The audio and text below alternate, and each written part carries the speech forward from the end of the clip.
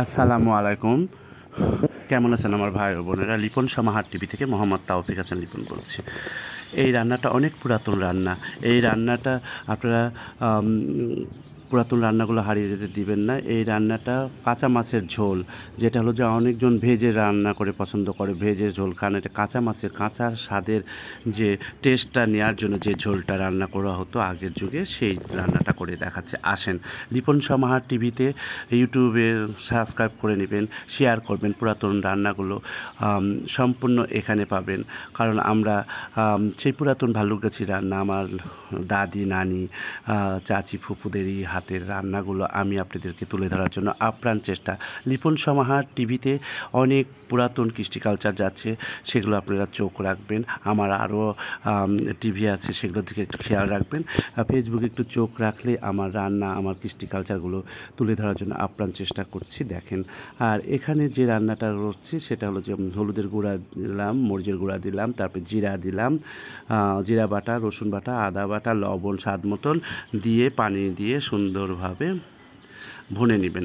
ভুনে নেওয়ার পরে তারপরে দেখো ভুনাতে তারপরে আপনারা একদম মানে সুন্দর একটা মাখো মাখো হয়ে যাবে।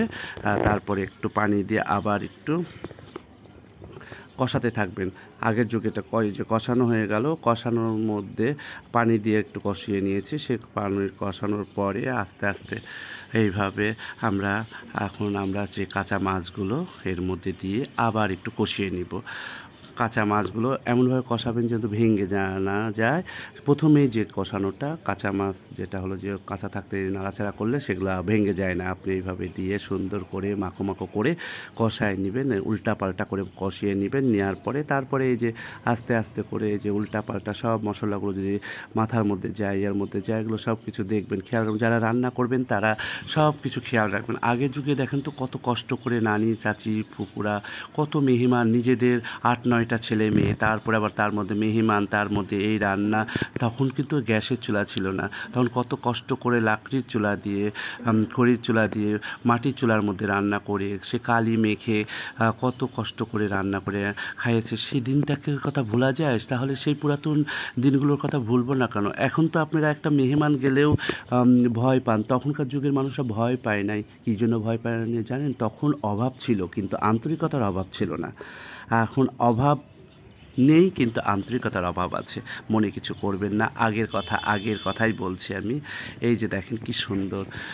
এখন আমি জিরা ভাজা ছিল, সে জিরা ভাজা গুঁড়ো করায় সেই গুঁড়োগুলো দিয়ে দিব আপনাদের সামনে।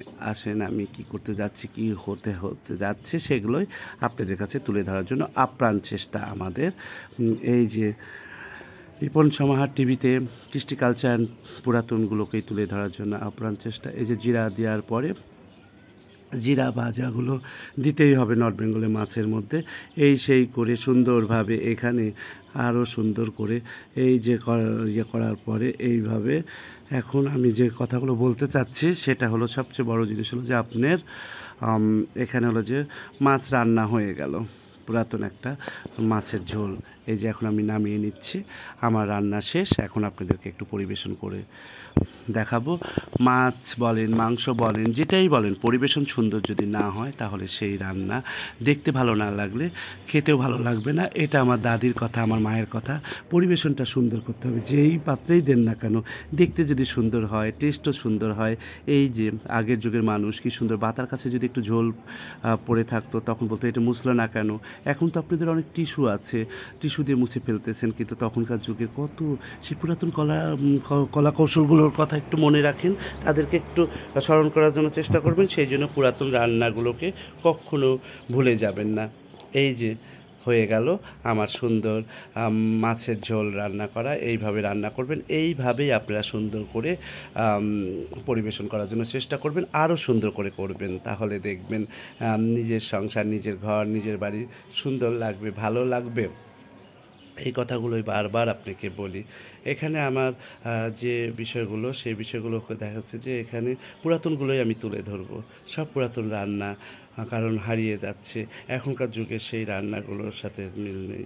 সবাই সুন্দর করে চলবেন, সুন্দরভাবে পৃথিবী সৃষ্টি করবেন, 5 ওয়াক্ত নামাজ পড়বেন। আসসালামু আলাইকুম।